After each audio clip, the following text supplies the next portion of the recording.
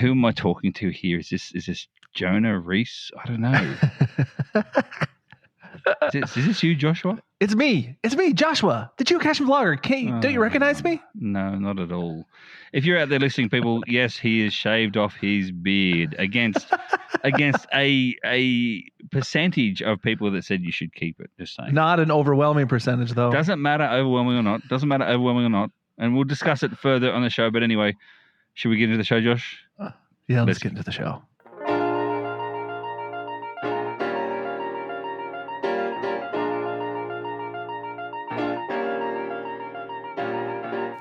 Do you love to travel? Do you love road trips? Do you love finding hidden treasures in towns all over the USA? Hi, I'm Joshua. And I'm Craig. Welcome to Treasures of Our Town. It's a podcast that explores unique and charming towns scattered throughout the United States. Guided by our love for location-based games like geocaching, join us as we venture to some of the country's most intriguing destinations, uncovering hidden gems and local secrets along the way. On today's episode, Josh, we've got some special guests. Is it me and her and me, you and I and him and them? And what you did this show notes, Josh. You've got these people on, and tell us, Josh, more about who we've got on for today's episode, mate. Oh, it's exciting. It is a long time friend of mine and his wife. Yeah. And they have started, well, they're more than started. They're 18 episodes in. They have started their own travel podcast. So I'm very excited because I think, Craig, I can't remember. I think this is the first time we've had official travel podcasters on our travel podcast. Actual travel podcasters, and I do believe this may be the very first for us, Josh. I'll be honest with you. I mean, we've had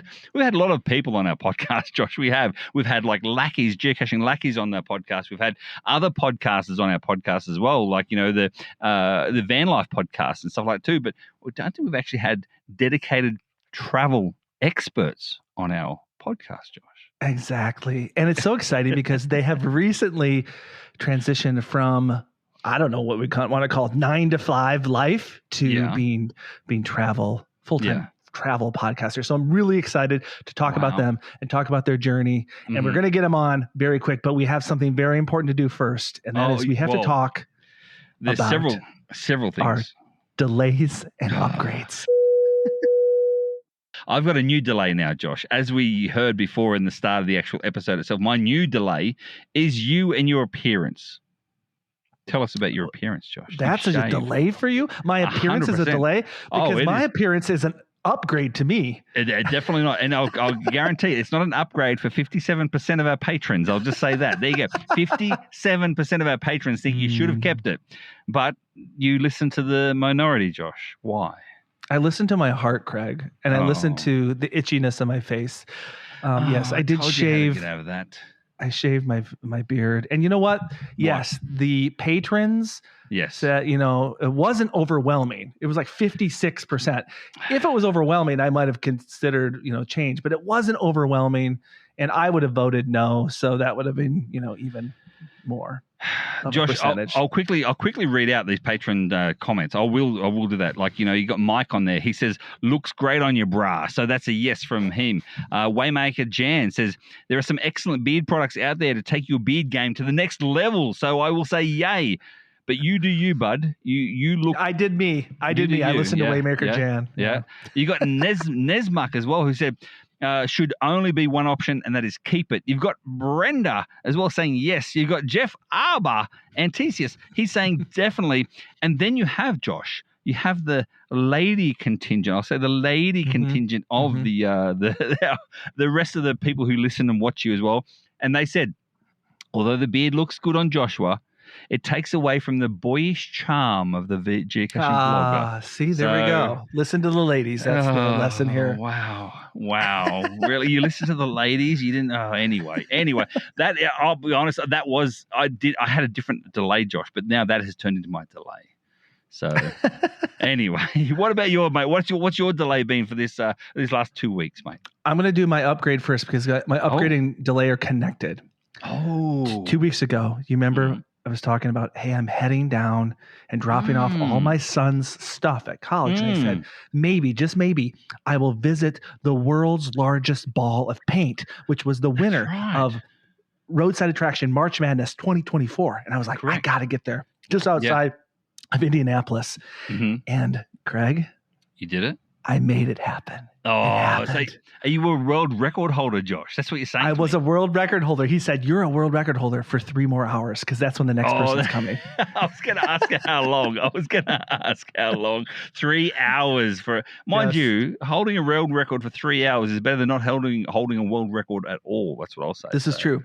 So I was paint layer 30,085. Wow. Okay, I've got questions before you move on, Josh. Number one, how long did it take you to paint the entire layer of the ball? I'd say it took me about 10 minutes. And it was such service. This man that owns it, Michael Carmichael, a gentleman probably in his mid-70s. Yep. I'm painting it purple, for Minnesota. And painting it purple. And then as I run out of paint, he comes over to me and goes, here's another roller. And we just keep exchanging rollers. So I never had to dip. He was helping me the whole time. It was so cool. And just like anything like that, the treasure, the ball of paint was cool. Yeah. Like that was cool. But the real treasure was this man that since 1977, that's when I was born, Craig. 1977. Rub it in, Josh. Rub it in. So it was a really cool experience. I got a certificate that said I was a world record holder. It was amazing. And there was a geocache there. Of course. It was a great geocache. A virtual or just what was it? No, there was an ammo can in the building. Nice. Did you paint the ammo can as well? No, you couldn't, but it was painted yellow and it had a little smiley face on it. Oh, that's cute. That is cute. That is cute. That's fine. That's okay. I'll accept that, Josh. That's a good upgrade. Did you still have your beard on while you were doing this painting? Yes, I did. And there will be a video. Well, then I'll watch that video, but any video thereafter without this beard, I won't be watching, just saying, because I don't like the boyish looks of the GCV. Yikes. I like the man that is the GCV. All right, Craig, what is your upgrade? What is your upgrade? Well, it actually runs into my original delay as well. So the original delay for me, Josh, was yesterday. I stayed at I love my Harvest Host here in the van as well. I do know that. And I stayed at a True Blue Harvest Host, which was actually a farm, Josh, and it was an alpaca farm at that as well. But I pulled in to the alpaca farm. I spoke to the owner there as well. I patted a few alpacas. And then, Josh, the black skies came rolling over. And I'm talking a full-blown thunderstorm happened directly above me and tore off, Josh. That tore off my air vent, my big Max Air Fan air vent. It tore off the lid from the roof. I managed to get it. I was in the middle of the rain and the thunder and the lightning standing on the roof of my van trying to tape down my air vent. A bit of water got in, whatever, that's the fine. Wow. That was going to be my delay, apart from your beard. But the upgrade is for today, Josh. And this is just to go to everyone. If you're doing something on the fly, for instance, or if you're not in your own area, et cetera, look for other ways. Look for other avenues to fix problems. Now, Josh, I looked at Amazon first and foremost, but Amazon can't post me the product that I needed because it was too big to fit in the Amazon lockers. I don't have a physical address, etc. So that was a problem. I then went to an RV repair place here in Denver as well. They said, "Oh, we'll look at it in a month's time." I'm like, "It's just a vent. Like nope. I'm look at it in a month's time." So okay, I went to Camping World, Josh. Camping World and they said, "Oh, we can get it in for you, and it's going to be tomorrow." They get it in. I said, "Yep, that's fine." And the cost involved was ginormous. It was like $140 for a plastic bit of piece. I'm like, "Oh, okay, I'll get it if I need it." But then I looked over and I saw the full air fan itself that I have was $145 on the shelf. So I said, "What if I buy the full thing on the shelf and then just use the part that I need?" He goes, "Oh, you could do that." So that's what I did, Josh. I bought the full piece itself. So now I've got a spare Max Air fan sitting in the trunk of my van, and and I've managed to replace the actual lid itself. So that's my upgrade. Is I upgraded Tuesday. I upgraded the van. Tuesday.van on Instagram. Nice. That's awesome. Yeah. Well, I'll go through my delay very quickly. So I drove all my kids' stuff. He flew to college, and then I had to drive down all his stuff down there. Yeah, and this is Hayden. We're talking about Hayden, my youngest. Your youngest, yeah. Yes, my youngest, and it's a long drive down there. It's like with stopping, it's about 14 hours driving. Wow. Which is, I broke it up on the way down because the ball of paint. That was smart. On the way back, we drove back all the way through. It was a long, long drive. Wow. And I get home and I go into this house, and I think our guests might understand this feeling. And the house feels very empty and very quiet. And because Reese is in Colombia, Jonah just started a new job in Texas, and now Hayden is gone. So it's it. I did see Hayden in Texas. I did see Hayden. Jonah's in Texas. I did see Jonah in Texas too. Again, I watch his social media as well to make sure where he is and what he's doing. So he's enjoying the heat in Texas by the looks of it. So yeah. There you go. So that's a little sad. It's bittersweet. You know, I had kids young, and I always knew this time would come. I said, I'm going to be an empty nester when I'm 47 years old. And now it's here. It came so quickly, and it's a little sad, but it's also, you know, new adventures, new opportunities. I was going to say, is that your delay, Josh? The fact that you're an empty nester? That would be a lot of sad upgrades. That would be a lot of people's upgrades. It's bittersweet. It's kind of both. True. Yeah. It is all right. Bit A, bit of B. All right, Josh, these are your friends that you got on for our show. They are my friends, and they're amazing friends. I would like to welcome to the show Tony and Julie from MeandHer Travel Podcast. Welcome to Treasures of Our Town, Tony and Julie. Hello. Thanks for having us. Thank you, guys. Yes, this is so exciting. You are the first travel podcasters I think that we've ever had on here.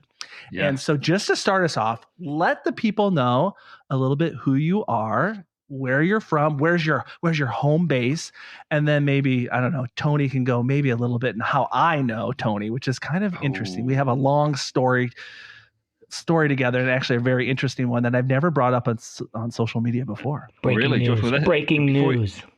Tony, before you do, am I going to get jealous of this, Josh? Am I going to get, you know, because I thought I was your BFF, but you know, all of a sudden now I'm hearing live as we talk that you've got a BFF before me, by the sounds of it. Anyway, all right, I'm all ears. Tony, mate, welcome, and Julie, welcome. Tell us, a bit about yourself, and go from there, mate. Okay, cool. Well, I'm Julie, and Tony and I have been together since high school. So we're high school sweethearts. Oh. We live in a suburb of Minneapolis. Currently, we've been married for 31 years. We just celebrated our anniversary. Yeah. Wow. Well and done. We have two daughters. So our older daughter's 23. Our younger one is 20. And she was adopted from Ethiopia. So even our children, we like to do with travel involved. And they have some pretty cool children. If you listen to one of the episodes, they talk about their oldest child that took a gap year and traveled all over the world. And it sounded really, really cool. And I was really inspired. And I want to go back in time and try that. That was very, very cool. We. Mm-hmm. So do we. Well, that's what you're doing, right? Kind of. You know what? Yeah, kind of. You know, when our daughter did that, and we were like, we wish we could have done that, or they had that. It was, you know, structured like that when we were young. They didn't, but now that they're very well-defined, structured programs, we thought, okay, we're raising our daughters to go out and chase their dreams and do all the things that they're doing, and you know, they forego some college. One's a pilot, one's trying to be a professional downhill alpine racer, and we're like, you know what? We talk about them following their dreams. Why don't we follow our dreams that we've been talking about for years and years? And so that's kind of where we're at right now. Yeah. Took a page from them. Cool. Exactly. And you're kind of you're living your own advice, which is good. You're not a hypocrite. Right. You're living your dreams right now. And I think, that's really, really cool. Well, let's talk about it. I do know Tony from way back. I've known Tony as long as I've been a geocacher. Oh, wow. He was like one of the first few people that I met in the geocaching world. Mm-hmm. And Tony's if I think of adventure geocacher, the picture that comes into my mind is Tony. And so he has just a fun personality. He's the guy that's climbing trees, and he's the guy that's doing all that kind of stuff, rappelling off of things and hiking that mountain. Exactly. Exactly. And so I love that energy. And so we knew each other through going to events, and I think there were times we geocached together. Yeah. Oh yeah. Yes. We did Moga competition. So get this, Moga's coming back to Iowa, by the way, Tony. Excellent. Interesting. Yes, it is. I'm in. In Des Moines. It's coming back to Des Moines. Yes. And so Tony and I were on a team in Moga, a 4-person team. And that was the first year we won the 4-person competition, and we won it because of Tony. It's March, I believe. It's March, and we divide the caches up into different areas of the 4 different people. And we knew we before we got it, we knew that there would be some caches on the other side of the water. And most people were gonna they're gonna go around. Tony's like, if there's caches over there, I'm swimming. Well, it was 6 miles. It was 6 miles round trip to go along the shoreline, follow the trails through the woods, get to the far end of where we figured there would be caches. And we didn't know for sure, but we knew that there was nothing on the map at that point. So it means they probably have caches over there for this competition. So we went down and looked at the shoreline, looked over there, and we said, all right, if they blow that horn tomorrow and it's time to go, and we pop up on our screen and we see that these caches over there, it's go time. And they gave us the coordinates. We knew that the caches were there. And we said, okay, you 3 guys are going to go the short route around the land. And as soon as they blew the horn, a couple hundred people all run in one direction. I turned around and ran the opposite direction down to the shoreline. And we had told somebody with a camera crew, like, hey, you're going to want to watch this. And they came running down to the shoreline. And I take off with my bag. I had it waterproofed with my with my GPS and receiver. And I swam across the lake, which took me about 10 minutes to get across. But I saved like an hour's worth of time of travel. Oh, yeah. It was great. Wow. It was so funny because people were like, exactly that, Tony. Everybody was like, where is he going? And sure enough, you see him, he's floating in the water. And the funny thing about that, Craig, Tony is now legendary for that. Oh, of course. Nobody since then has ever decided, I'm going to swim across the lake. Well, I think we beat everybody in time by we beat everybody by 40 minutes. Oh, yeah. We won. Oh, yeah. That's the reason why then. That's the case. But Tony, I did actually compete in my very first Moga this year, believe it or not. In Kansas. And I lasted 3 stamps before treading in a gopher hole and twisting my ankle so badly it turned into a softball of an ankle. So sorry. I know. But anyway, I know what you're talking about in regards to Moga. But I will say, I didn't know that you guys actually did like a reconnaissance mission the day before to say, okay, this is the park. That's some serious business. I didn't see that happening in Moga this year, just saying. So maybe next year. Is that going to be a repeat? Like I said, it's going to be a repeat for next year in Tony, let's put the band back together.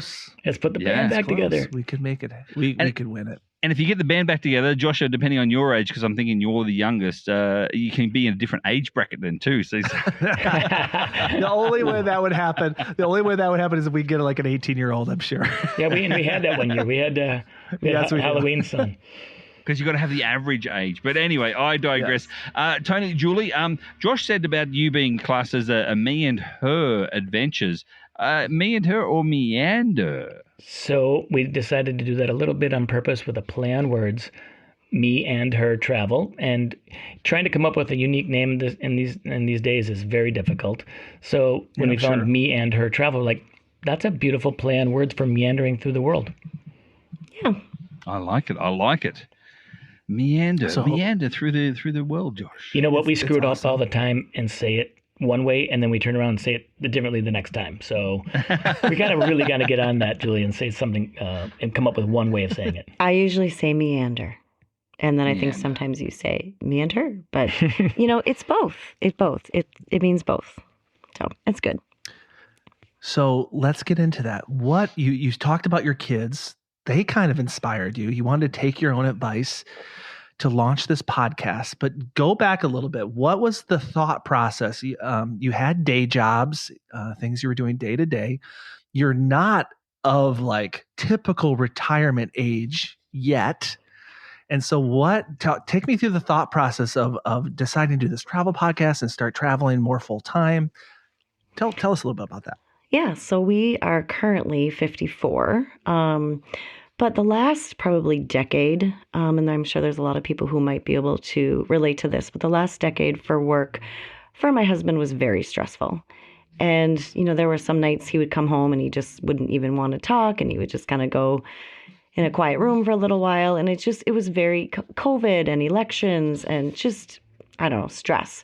And there was one day we were sitting on the front porch and I said, honey, we can't do this anymore. Like, we just can't keep living this kind of life where you're so stressed. Like, it hurts my heart to see how you've actually, your personality has changed and you are frustrated and you're just like not the same person, not the exuberant person that I married and that I know that you are inside. And there's no amount of money that we could make that is worth this. Mm-hmm. And I would like to see some changes. I think he owned, or kind of partially owned, a company with his brother and his dad. So that was a tricky situation. And he kind of had to go to them and say, I'm not going to do this anymore. And that was a little bit heartbreaking for them to hear. But it was really, I think, validating and a relief for him. And then in the same moment, I said, and by the way, I've been listening to these podcasts about people who quit their jobs and travel the world. And I think you should listen to them. And it took him, I don't know, a few days. And then all of a sudden he was like, oh my gosh, I just listened to all of them. And Literally. we need to make some changes. I was all in to move abroad within about 3 hours in. I was like, okay, I'm ready for this. Yeah, so it took a while of, a few years of getting to a point where we could transition out of that company and kind of set ourselves up into doing something like this. So if that's the case, and obviously podcasts, etc., inspired you to do full-time travel. Are you more predominantly full-time travel worldwide, or are you more domestic related in regards to your travel?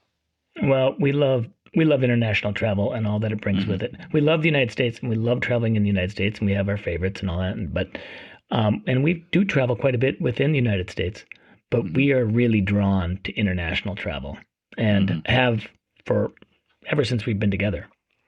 Well, and let's say too, like, my dad was a school teacher. And so every summer we would travel for a full month all around the country. We would have a conversion van and a pop-up camper, and we traveled all over the country. So I've seen a lot of the country, and Tony's family traveled. So we were super fortunate to be able to see a lot of the United States and take our kids on summer road trips. So we feel like that we've done a lot of that. And while we are still relatively young right now and active and healthy, we want to go tackle some of those faraway places that we might not be able to do in 10, 15, 20 years, but we can still go back to South Dakota. So we love South Dakota, but for right now, let's go tackle some major hikes and some cool geocaches around the world and do some things that we might not be able to do later. Cool. So how long have you guys been, was the transition from when you'd quit your job to where we are at now? How long have you been doing this now? End of January. So end of January 2025. So it's been 6 months, 7 months. Okay. And, we say, we want to be full-time travel. That is a harder thing to accomplish unless you just go cold turkey, sell everything you got and get in a van, Craig, and just, just go. There's a lot that goes into it, and anybody that's done it knows what I'm talking about. But it's kind of why we started a podcast, because there's a lot of people out there that have podcasts or sites, you name it, on all the socials, that have gotten to that point and been doing it for years and telling you how they did it. Okay, well, we're in it, and we're like, how do we do it? And the struggles that we have trying to figure it out. That's what we're talking about, our travels, and we're also talking about, hey, what it takes right now, like, oh my God, we have to get insurance. Oh my gosh, we have to do this, and different things that we're struggling with that you don't think about always when you're like, oh, I want to go do that. Well, yeah, but there's a lot that goes into it. That's interesting. You bring that up, because what are some of the struggles you talked about, like insurance and all those things? What are some things that you're learning and you're like, wow, I didn't think of that till you were like, now you're in it? Yeah, well, one of them, like you mentioned, is, with him quitting his job and he was the primary breadwinner, we no longer had insurance for our family of 4. So we had to go get that on our own. And I still work a little bit part-time here and there, but my boss is super flexible. So she just lets me tell her when I'm going to be there. So we were gone for well over a month this summer on one trip. And we've had multiple trips kind of back to back, but we also have a house still. We've got a very active dog, a big dog. So 12 years old, but almost 13. Yeah. And our older daughter still lives at home because she's a pilot and finishing up trying to accumulate her hours. So we're still a little bit, I wouldn't say bogged down, but we are anchored. We are anchored by some very big things. So we kind of want to fly, but, we're tethered a little bit. So we're doing the best we can. And because our daughter is here, we are allowed to kind of sneak away for a while, and she's here to help with the dog. But we also, like, one of the things we talk about on our podcast is that we find ourselves in this sweet spot right now. And Josh, you're just entering into it, where your kids don't need as much support from you. They're relatively independent. And our parents are still doing pretty good. But in the next 5 years or somewhere in there, our kids might be start having grandkids. You know, we might have grandkids. Yeah. And our parents might need some more support. So we feel like we have this small window, this sweet spot to travel now and be selfish and go do all these fun things, because we may be more tethered even than we are now in 5 years. Not It's a very good point you bring up too, Julie, and that is, that's the whole sweet spot thing. But I always say to everyone out there as well, that is, if ever you're on a flight, and you guys know as well, you've done many flights, the flight attendant, when they're doing their little exit thing and the whole lot, they always say, you must put the mask on yourself first before helping others. And so keep that in mind, whereby you can't help anyone else, like in terms of your children or your parents, unless you are centered yourself, unless you are you're mentally centered as well, you're in a good mind space. And there's no better mind space than actually to live your dreams for those few years that you're doing now too. So a big shout out to you guys as well. So, but always, and this is for everyone out there, help you. It's not selfish to help yourself first before you help others. Just saying. So True. and Thank you. and like she said, we are currently, she's got a little bit of a job, partially, and I have none, except for a little bit. I'll tell you a bit later. But I don't call it retirement. I call it quitirement, and I stole that from somebody. But I retired from my position in my career of 30 plus years. But I quit because I still need money. So gonna have to make some money at some point, but I don't need to make it in the immediacy. Like you make a little nest egg when you're gonna go and do something like we're doing, and we know that may be spent, or we make money on the way. Maybe a podcast takes off. Maybe one of our socials takes off. Who knows? Or we find a way to make money on the fly as we're traveling. We're gonna see how that goes, and that's part of the podcast as well, as like, how do you do this? How do you fund doing this? Yeah, that's interesting, because that was sort of my next question. I mean, there's a lot of people that would consider this, but let's face it, like one of the biggest fears is not having enough money. It's a big fear. How have you guys worked through that? I mean, it sounds to me that you guys have sort of like dipped your toe in. You haven't sold your life. You have a home base still, but still, like you said, Tony, you don't have your income stream. How have you dealt with that? What are some strategies? What advice would you give people that would consider something like this? Well, the one thing, if you're going to do it at an age like we are, like at 54, you're not 65, 70 years old when you're quitting. You're doing this obviously at a really odd time, and everybody says don't do it. And we're like, what's the worst that can happen? If you always just keep in the back of your mind, what's the worst? We fall on our face and we run out of money, and we don't find a way to make any money on the fly. Okay, we go back and get jobs. So they're not going to be the job that I had for 30 years, but I can go and find a job. It could be. Yeah, it could go right be. back to that. I got tons of people that would say, hey, I'll hire you right now, but I'd rather take this shot and do what we're trying to do. And we're doing it economically too. We're not just out there like, hey, we're at the Four Seasons. We're doing some nice things, but we're also saving money where we can to do it. And if it all goes awry, okay, 2, 3, 1 year, 3 years, 5 years, 6 years, maybe never, we go back and get jobs. So I would add to that as well, that if this is something you think you might want to do, then maybe get a little side gig, get a side hustle and build a nest egg. So one of the things that I've been doing for the past 5 years now, actually, maybe a little bit more, basically at the start of COVID, selling clothes online. So saving clothes from Goodwill wholesale or wherever I can find them that are in really excellent condition or even brand new with tags, and I resell them online. And you guys would be surprised how much you can make doing that, even just part-time. Wow. I mean, we did a really nice trip to Africa, and it paid for the entire thing.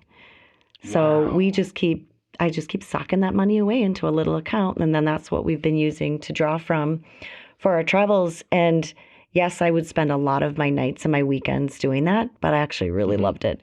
So if there was something that you enjoyed doing that you could pick up as a side hustle and squirrel that money away, then we kind of feel like we've given ourselves a year we're going to just blow this year out and go have fun. And we've got tons of really cool things planned. And at the end of the year, we'll reassess. And, maybe we'll have to get a little part-time something, or maybe in that amount of time, something has taken off. But we'll see. For example, just yesterday, because we were on a road trip this last weekend, and I was in a store, and a woman was door dashing at the fast food we were at. I said, "Can I ask you a couple of questions?" And she goes, "Yeah." So I talked her up a little bit, and then I realized, you know what? I've been thinking about like getting a bartender job or doing something while I'm down and staying here for, let's say we have a month or two.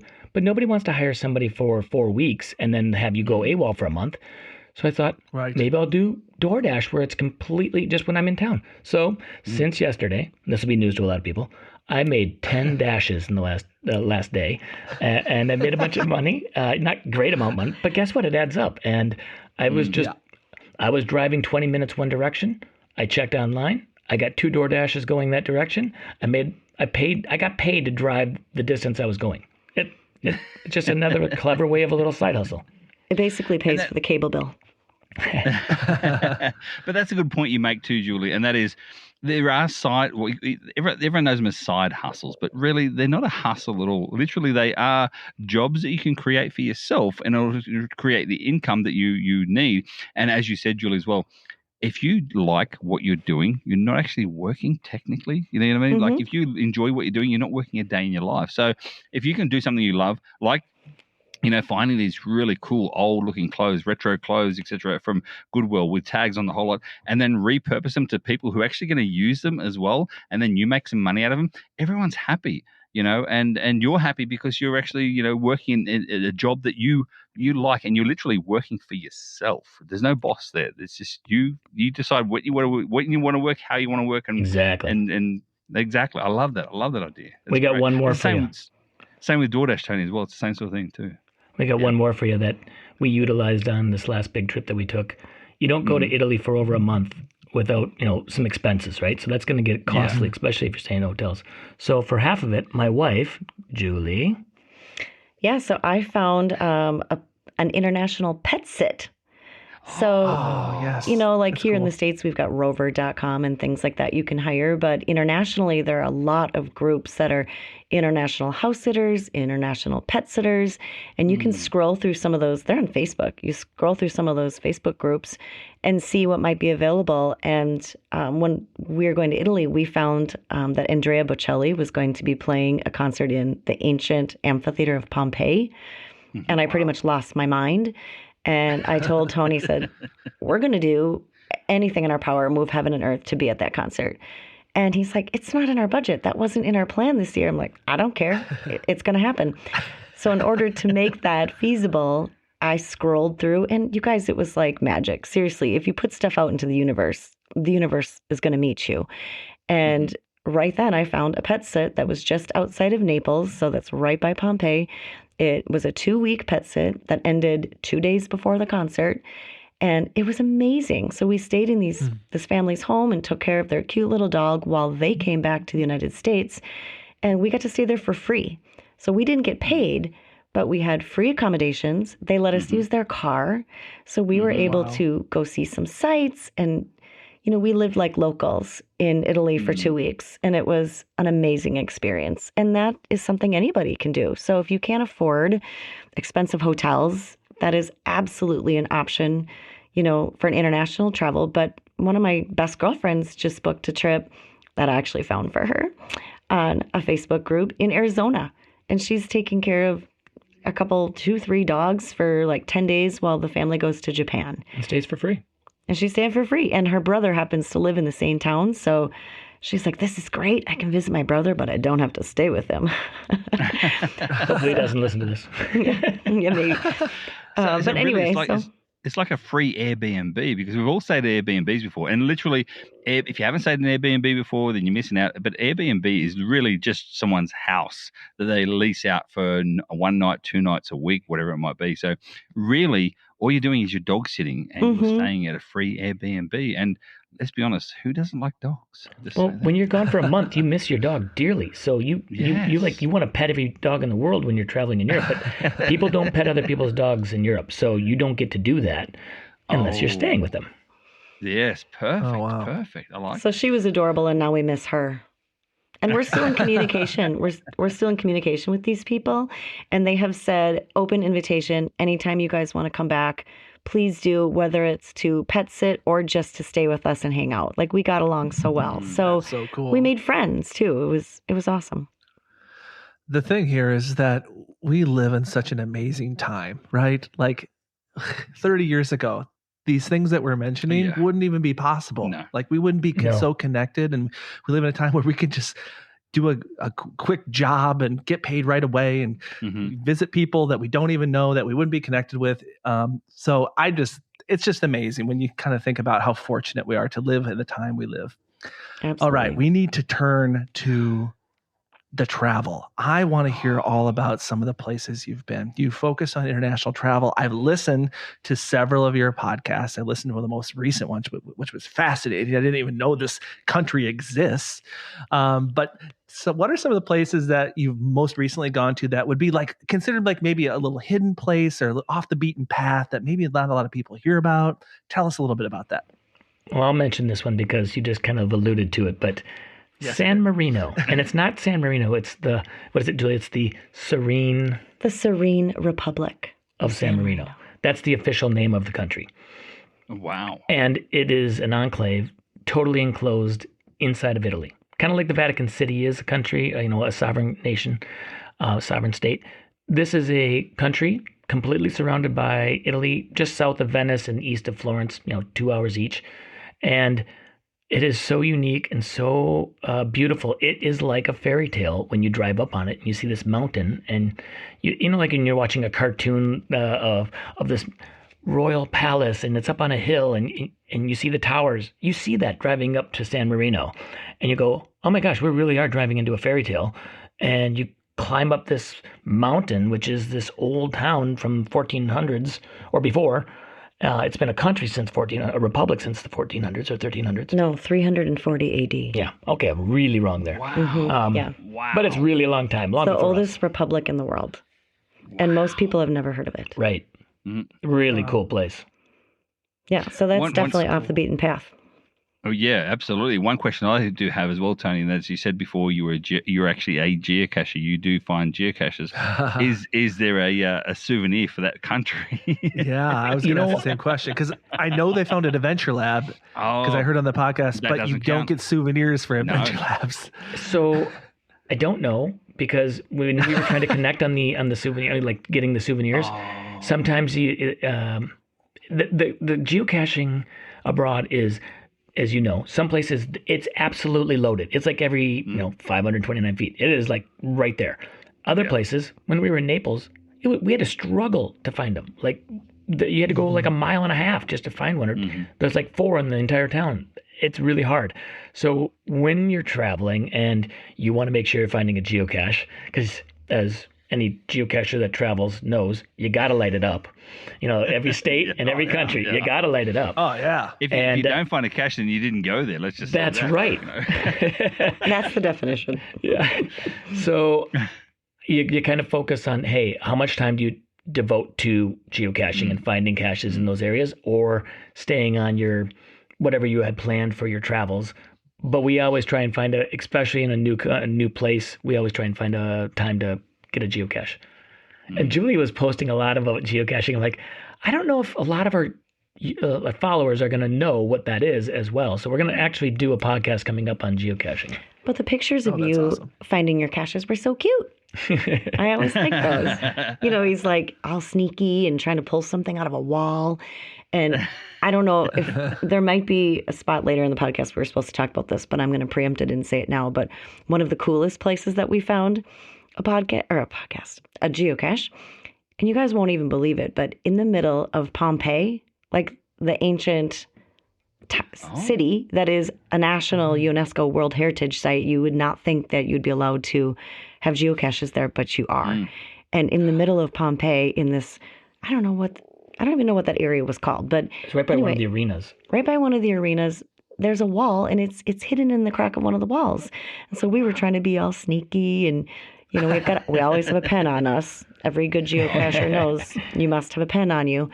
Josh, So Josh, did you hear that? we find it in the crack of the wall, and he signs it while people are like walking by, and we're trying to be sneaky. But what a bizarre place, and what an amazing place to say that in the ancient city of Pompeii we found a geocache.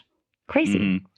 And you literally wrote. See, and this is the other thing as well. You get people out there, and I'll say they're worldwide sort of people as well, not just Americans, but they have been in trouble for literally graffitiing walls and stuff as well. This way, it allowed you to write your name on a little sheet of paper and then slide it back into the wall where it belongs legally, and you're allowed to do it. And yet, now your name is forever embossed in Pompeii. Nice. True. I like that. It was very cool. Yep. That is cool. So are there some other places? So San Marino, which was awesome. If you get the chance, listen to that episode. I didn't even know this place existed. And you guys did such a great job describing it. Thank you. Made me really wanted to visit there. Are there any other places that a lot of people haven't heard about internationally that we should know about that you discovered? Before Julie tells you hers, I got to tell you, Josh, we did that podcast, and we also had posted some of that on socials. And I come back, when we get back from Europe, and a couple weeks later, I'm talking to a friend, and she goes, "Oh yeah, we're going to Italy and San Marino." And I'm like, "You're going to San Marino?" And she goes, "Yeah." I go, "How did you know to go there?" And she goes, "Well, I listened to the podcast and I saw it on your sites. So they've already booked it. They're going." And I'm like, "Oh, that's kind of cool. That's a cool feeling." Yes. Your podcast is working. It's inspiring people. That's awesome. That was fun. I'm like, that's really listen, cool. A couple people are listening. You're the one. You're the one. You're the one that's been clicking. Yeah, that's awesome. Gosh, I know. So for destinations off the beaten path, I mean, just because it's so fresh in our mind, because we did spend a month in Italy, and we've been to Italy before. And so this time around, we really did try to get off the beaten path and go to places that not everybody has heard of, or maybe they're a little bit more difficult to get to. And that's why not as many people go. And everybody's heard of the Amalfi Coast. Everybody knows about Positano and Amalfi, but not everybody knows that just above those is Ravello. And Ravello was absolutely astoundingly breathtaking. We arrived, and when we arrived in the main town, it was evening. And so the evening light falling on the square mesmerized us. And we said, I think this is the most beautiful place we've ever seen. We've been to a lot of places. So that is something we'd highly recommend. Amalfi is beautiful, but it's so busy and it's so crazy and it's so touristy. And Ravello is like this little slice of heaven just above the chaos. Quite a bit above. Yeah, it's another 30 minutes up on a bus. It's not the easiest place to get to. It's kind of a schlep. It's worth it. But totally worth it. And so that is one thing I would recommend. Skip Amalfi, skip Positano, and go straight to Ravello, and you will not regret it because it was pure heaven. Well, see, Julie, you're just saying that as well. And look, I know you guys are geocachers, and a lot of people who listen to this show itself are geocachers, and people use their geocaching places to find the best spots. But you guys don't just find the best spots through geocaching, do you? How do you actually find the best places to be, like Ravello, for instance? Like, how did you actually get to that part? A lot of research. So let's say we spent a month in Italy. We also did a month's worth of research. That's one thing that we love about travel is, we get excited about the research and finding cool places, and spending 2-3 hours trying to find one hotel in one town. Like, just make sure you get the right room, the right hotel, the right place, the right part of the town, what activities to go do. And we do all that research in advance. We don't just wing it. And then when we know that when we show up somewhere, we're gonna see something pretty special. One of the resources, well, there's multiple resources that we use, but honestly, there's so many people who say, oh, I don't do Facebook. I don't like social media, or I just don't like Facebook. Facebook is amazing. If you don't want to use it to hear about what people are making for dinner or what their political views are, that's fine. Yep. But it is an incredible resource for travel. So when we know that we're going to a destination, the first thing I do is join a travel group related to that place. So like, if we're going to go to, I don't know, Canada, whatever, I would look up Canadian travel or travel to Victoria or whatever it might be. And you're going to get a Facebook group that probably has 100,000 people that participate. And then it's a constant dialogue of, hey, what's the weather like today? What should I pack? What do I do about my visa? Does anybody have an advice of a really great place to stay? And then you can use the search feature for any question that you might want, and probably the answers in there in multitudes, a great restaurant, a cool hotel, whatever.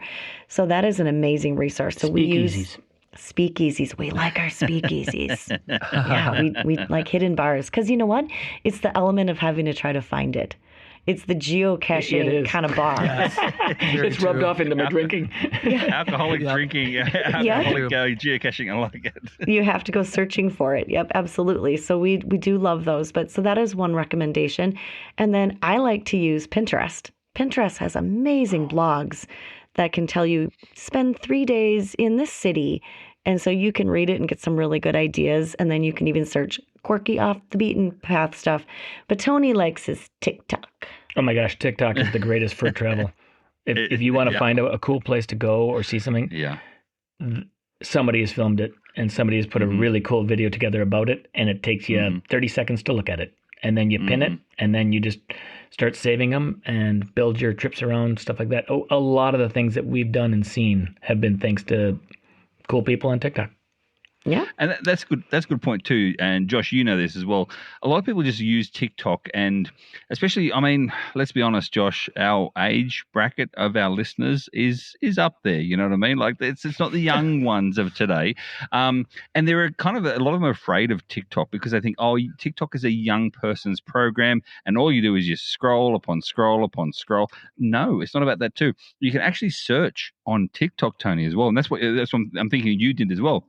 You put in some search words, it could be like Naples, the best locations to eat in Naples, and put that as actually a search in TikTok. And all of a sudden you'll get all the same sort of social media as you do TikTok and Facebook and ChatGPT and all the different avenues in which you can do your research now as well. So it's a research program more so than just literally an entertainment program too. Or learning how to dance. Or learning how to dance. No, right. I've tried a few times. Happily for me at the moment, Tony, is that I'm an ex-ballroom dancer, and there's a really ballroom dancing at the moment is heavy on TikTok too. So it's like, I mean, I could, Josh, you and I get together next. I could just do some sort of TikTok with a geocache in my hands, and we'll see how we go. So. Yeah, there you go. Put a routine together. Well, you mentioned ChatGPT, and we recently started planning a trip, actually one that we're going on here very shortly. And we used ChatGPT and said, we're going to be taking a 4-day trip in this part of the region. Give us the main sites to see, the best hotels from this day to this day. And then it plops up an itinerary for you, and then you use it as a jumping off spot. So then you go, okay, I've never heard of these places. Let's go look at them. And so then you go Google those sites and see if that's something you want to do. And then maybe you tweak it. No, I want less time here, more time there. But it is a really great tool to just kind of give you a start. So for people who are intimidated by travel planning and maybe they want to kind of start doing this on their own, those AI tools are amazing to kind of just get you started. Absolutely. And not only that as well, you can even talk to ChatGPT. People don't understand as well, you need to actually talk to ChatGPT like they're a human being. And in terms of an all-knowing human being. Yeah, like an all-knowing human being, exactly. And you've got to say to them, like, I'm going to go to, Switzerland or whatever. What do I need to pack to go to Switzerland? What do I need in travel documents to go to Switzerland? All that sort of stuff. Therefore, you get everything going and all that research, let alone actually, residing somewhere in Switzerland or where you're staying and what you're going to see. Even just the travel aspect alone. Do you guys have any of tips in regards to what you else do in regards to your traveling itself in terms of visas and passports and that, because you do a lot of international stuff? Well, one of the things, I don't know about visas and passports per se, but one of the things that we have started doing, even at our advanced age, is we are now backpackers. So carry-on only. We are carry-on only. And this has served us so well because it has enabled us to, when we maybe miss a connection or have connection issues or short amount of time, you're not losing your luggage. You are ending up in your destination with exactly what you need and want. And that's super important, particularly if you're jumping off at that destination immediately to somewhere else by train or ferry. So it's become important for us to have it on hand. In addition, there have been times where we were able to applied for the first people on the airplane to take a bump. So if they are oversold and they're like, well, we're looking for some passengers to Which give up happens, their by the way, seats. all the time now. I mean, it's constantly happening because they're purposely overbooking planes. Last year we made $4,000 in bumps. So that's another little tip, when you're traveling. So we're mobile. So when we say, hey, we've got, carry-on bags only, they're much more likely to choose us because we're a lot less hassle than trying to have somebody, passengers with a lot of luggage they have to try and transfer. So it's appealing. So there's a couple tips for you. And certainly when you are on a flight, go up to the front desk right away at the gate and say, hey, is this flight oversold? And they'll tell you, oh, no, there's tons of seats. Or actually, yeah, we might be. Okay, well, here's my name. We would like to be first in line. And typically when we go to a destination, we have a little bit of flex time. We build that in because we're slow travelers right now. We can do that. If you were going for a specific reason that was imperative and, you had appointments and meetings, that's harder to do, but we're flexible. And yeah, so we made a bunch of money last year. And honestly, the flights that we took were better. They were better 15 minutes behind the other plane. Oh, wow. Yeah. So really, the bump itself isn't really that much of a bump, No, let's be honest. not at all. It was great. So being backpack travelers, that is very amazing race of you all. They're big backpacks. They're big backpacks. Cotopaxi. So are they on the Amazing Race? They have to carry everything. That's right. With them. Josh, True. Are you referring to something that we spoke about earlier before the show possibly. started? But you know what? I think what we should do is we have a lot of more questions together. I think we should maybe save that for the patrons, don't you think? Absolutely. So if you're not a patron, then you've got to become one in order to find out how Josh and Tony became friends by the sounds of it. Is that right, Josh? Is that what you're saying? Kind of. Well, we became friends before that, but yeah, there's something very special that we did together. Very, very special. So patrons only. But in the meantime, that's good. I like We got to keep going. We got to keep going. I got to keep going for the rest of the regular listeners and not the patrons, Josh. So y'all mentioned you're backpackers. I know you're hikers. So what is your approach when you go into a city? When I travel, I want to do things. I'm not a person that typically likes to sit by the pool. There's a space for that. There's a time for relaxing, but I'm a doer. Tony, I know I've traveled with you. I know you're kind of a doer too. But what is your approach? What are you looking for? Are you looking for hikes? Are you looking for museums? What are you focusing on in that city? Well, when we go into a new city, obviously the first thing we do is put our bags down and get out and see the city. Like, we're going to be out there right away. So our approach is immediately get on foot and take it all in, because and something that we've done recently is we've been starting to do a tour, like we did a food tour on the first night when you get somewhere. And when you do that, they walk you around the town anyways, and you get to see cool places like, oh, wow, we got to come back here tomorrow and look at that a little closer. Or let's go back to that restaurant. We had a sample of food at that place, and it was really good. Let's come back here for dinner. So doing something like that immediately when you get to some place, if you're going to be there for 3 or 4 days, gives you a lot of insight as to what you want to see that you didn't even know about when you were already going there. Yeah, and the history that they give you and just explanation of the neighborhood, it just makes you feel more educated about where you're staying and what you're looking at. And then in the next couple of days beyond that, you might realize, oh, that's what they were talking about. Cool, that's so neat. We just saw that. And then talking to locals, maybe talking to the person at the hotel or somebody that you chat that is at a restaurant. Maybe they can give you some really good local insight of, if you ask, hey, what's a really cool thing to go see or do here that not everybody knows about? That would be something. But then we always also like to do our research about what events are going on before we get there. Is there a geocaching event? Is there a get together? Is there a really cool concert or show? Or something that we can see that is going to make our time here even more special. So we're absolutely looking at all of the international events and, things like that. We've actually customized our trips because we found out there was a really cool concert in one city and we switched everything to go to that. And then we had to kind of figure out the rest of it. So we have done, like our trip to France last year, we saw an amazing concert in a Coliseum. That was one of our most spectacular things we've ever done. That was James Blunt in the town of Nîmes, France. It was great. Wow. But, the question, how often do you think of the Roman Empire? We think about it all the time because we're going to concerts in Roman arenas. Like we've seen three different concerts of some sort in ancient Roman theaters. Yeah, I'm super addicted to it. It's so It's a weird cool. addiction. Well, let's be honest, Tony, as well. You're roaming around the world, just saying. But No, we're meandering. You meander. There you go. MeandHer. See, they are podcasts, Josh. They got a good callback. I like it. I like it. But Julie, you were saying before in regards to how to see the local sites and stuff too. I've only just recently do a lot of domestic travel here, and not just in my van itself, but when I go to big cities like New York City, LA, even DC recently for me, and I find the hop off bus. Is there hop off buses around the world in the big cities as well, like France and all that sort of other, and Paris and all that sort of thing, or are they all so similar? And is it the best way to see it? Do you think beforehand? Yeah, there are. And actually, there's one in London. And actually, I don't think it's a hop on, hop off. It's one of their local bus routes. But one of their local bus routes, and I don't know off the top of my head what that is, but if you ride that one, it actually takes you by all the most famous sites. So it actually is something you can just get on real cheap. And if your feet are tired or it's a rainy day, it'll take you throughout the main parts of London.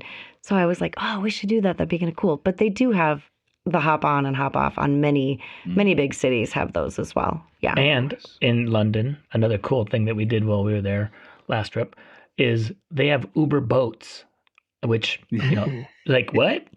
We saw it on the river, and we're like, so we decided to go take it from one end to the middle, and that's how instead of getting on a train or the metro, we took a boat down, and they bought some boats and they're Ubering people around from port to port. So you just use your Uber app like you would normally, but then we got to see the Thames at night and pass by Big Ben and the big Ferris wheel thing. The Eye of London. Yeah, thank you. And it was so beautiful, and it was the cost of just a quick little Uber ride.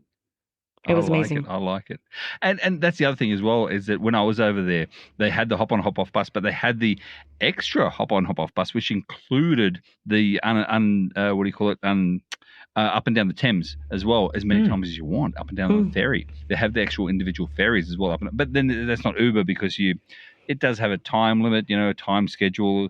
Uber boats sounds like it's much better because it's literally whenever you want, is the difference. So I like it. But yeah, going up and down the Thames, underneath the it's not the London Bridge, because the London Bridge, Josh, did you know this? The London Bridge falls down. I know that. No. But the London Bridge is boring and no one sees London. Everyone thinks the London Bridge isn't the London Bridge on the photographs. Did you know that? Do you know where the original London Bridge is right now? Yes, in America. Yes, that's correct. In the middle of a desert. How funny is this, Josh? Someone bought the London Bridge thinking that it was the actual Tower Bridge, right? The one you always see. They thought American bought it because they thought it was the actual Tower Bridge.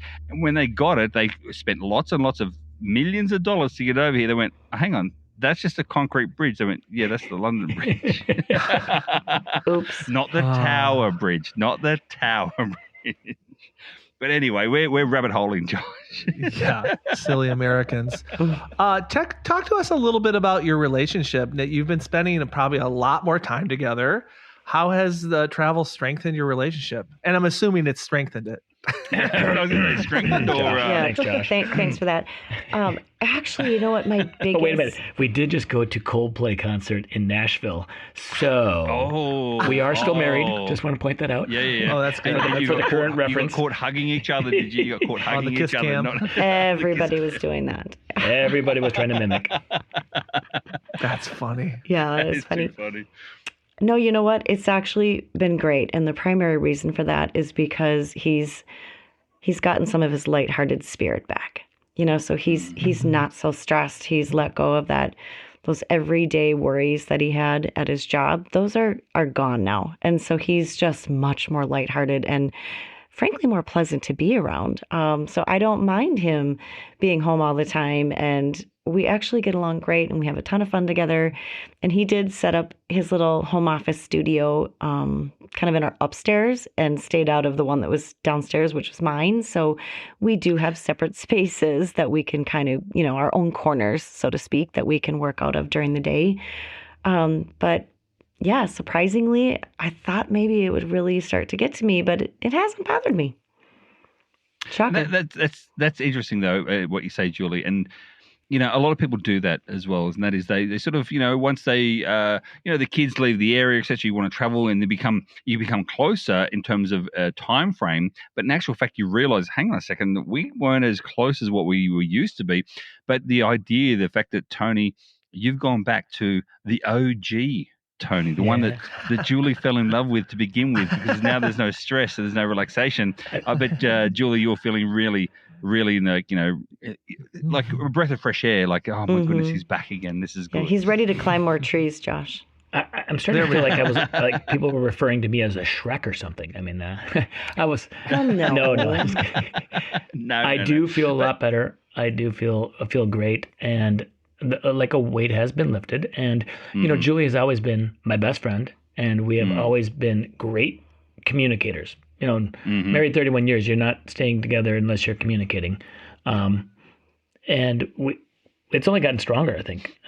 We love spending that much time together. We travel a lot, and we are always just the two of us. So I don't even think twice about it. I mean, I know that people have had problems when they retire and they all of a sudden they're at home with their spouse, and they're like, you're driving me nuts, but we don't have that. That's right.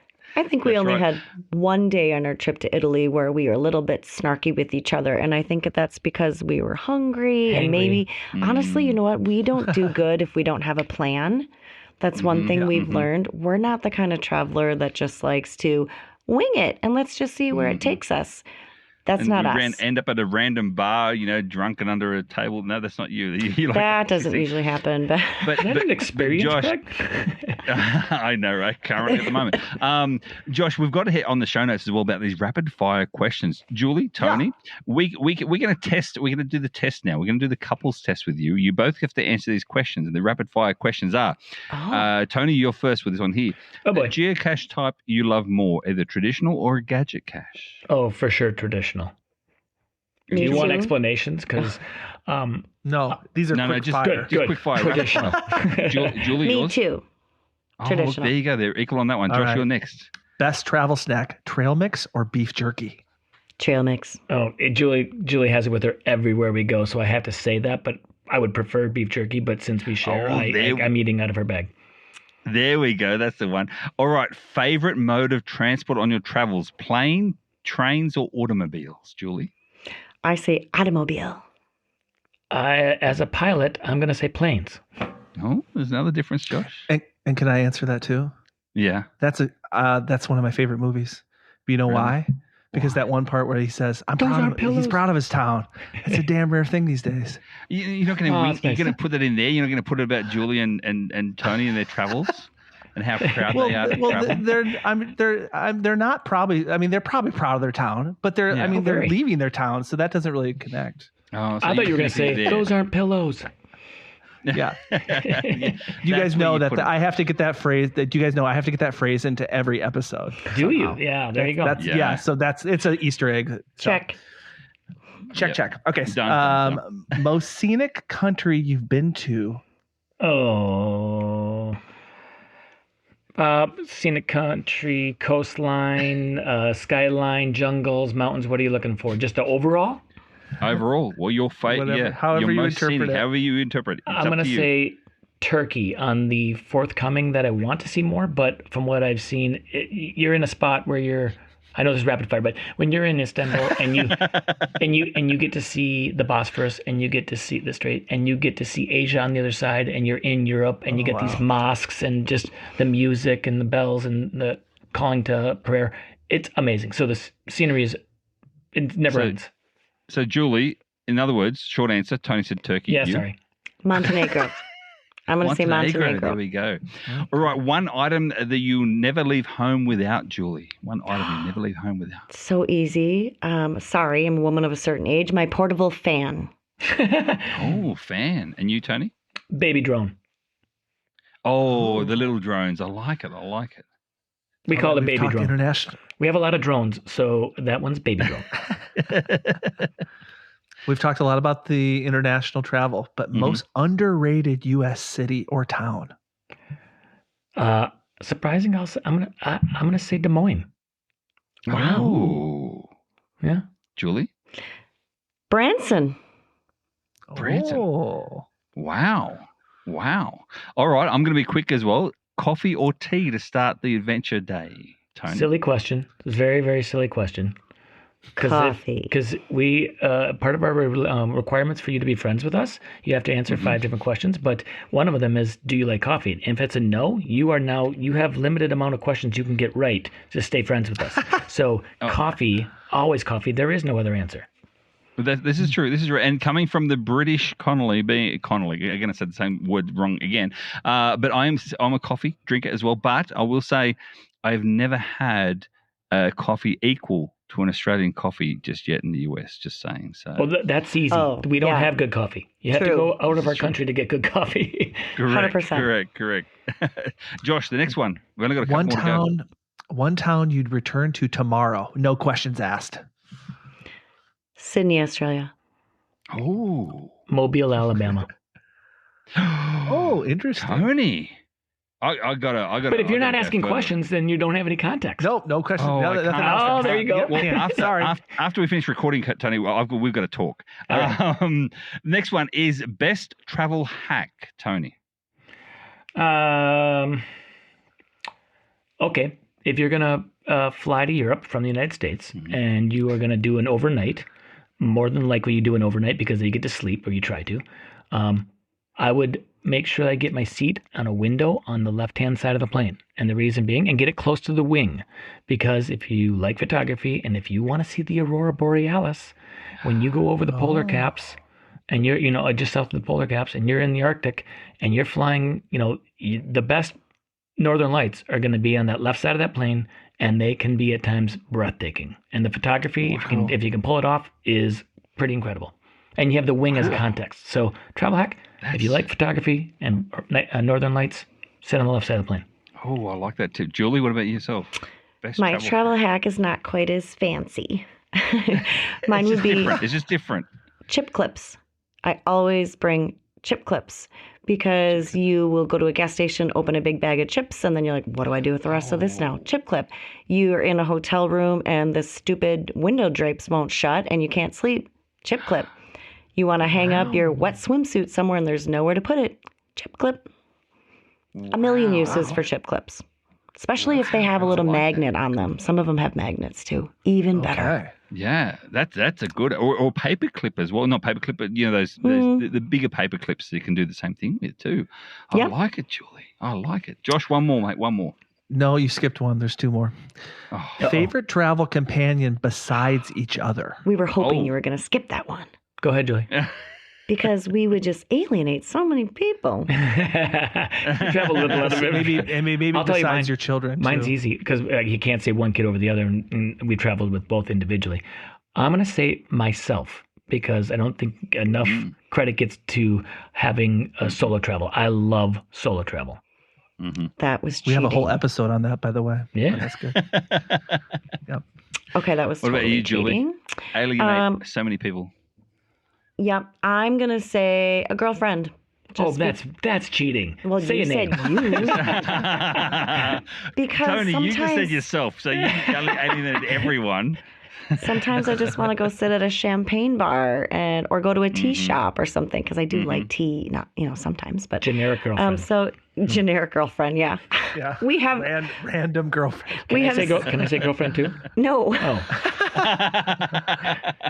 That's a different podcast, Tony. But anyway, all right. Well, the last one then. I'll do the last one. That is this is mostly towards you, Tony, and that is the biggest joy of leaving the 9 to 5 in one word. One word. Healthy. Oh, I like it. Yes, I like it. Very good. Julie, biggest joy of Tony leaving the 9 to 5 in one word. Flexibility. Nice. And not just physically, I take it. But anyway, again, that's another podcast. I have never lost a limbo contest. Small fact. Oh, True. there we go. There we go. I've beaten a lot of Josh, cheerleaders. Stand by, Julie, Tony. We stay on board because we're going to talk to you guys in regards to the teaser that you did before, Josh, about you and Tony teaser. And I got a trivia for you guys too. One of the coolest adventures that didn't quite happen. Wow! Hey, how can thank people? you guys. Another teaser. Thank you guys for having us on, by the way. No, you're welcome, mate. Actually, before we actually go, exactly right, Tony, Julie, how can people follow you first and foremost beforehand, before we go to the Patreon-only stuff? How can people follow you? Well, it's everywhere we are on the socials and on our podcast is MeandHer, all one word, MeandHer, all one word, travel. So MeandHer travel. And you can find us on Instagram, YouTube, TikTok, Facebook, and on podcast on Apple, Spotify, and YouTube there. And MeandHerTravel.com. Yeah, which we find we don't do as much with because, you know what, the socials are so perfectly aligned with trying to get information to people. So, but there's history about us there. That's where we do show notes. Yep, perfect. And speaking of show notes as well, everything, all the links for this for Tony and Julie and their MeandHer are all going to be in our show notes in the actual links in the description themselves. But Josh, we're going to talk to patrons only very soon. If you don't want to miss out, Josh, how can people become a patron of the Treasures of Our Town podcast? Yes, if you've been enjoying our podcast, we'd love to have you support us. By supporting us, you're helping us create even better content. Keep it free for everyone. No annoying commercials. So you can join us over at patreon.com/Treasures of Our Town. And that's where we even had the geocaching vlogger's beard review came about, which is now gone. Which I didn't listen to. You didn't listen to, and I'm sad to say it's now gone. I'm with the majority of our patrons out there who say that it should have stayed, but anyway, that's just me. I did enjoy the way it felt on my chin. I mean, like, you know what I mean? Meanwhile, Josh, how can people talk to us or contact us if they want to? Yes, you can reach out to us at treasuresofourtownpodcast@gmail.com, where you can follow us on Facebook, Instagram, YouTube, or our Buzzsprout site. Just simply search Treasures of Our Town Podcast in Google. You'll find us right away. Exactly. So that's it for our show today. Please subscribe, rate, and review on your favorite podcasting app. And as always, Josh, may your travels always lead you to the most unexpected and amazing hidden gems with me and her around the world. Meander. Tony, Julie, thanks so much. We'll see you next time. All right. See you over on Patreon. Thanks, guys. Bye.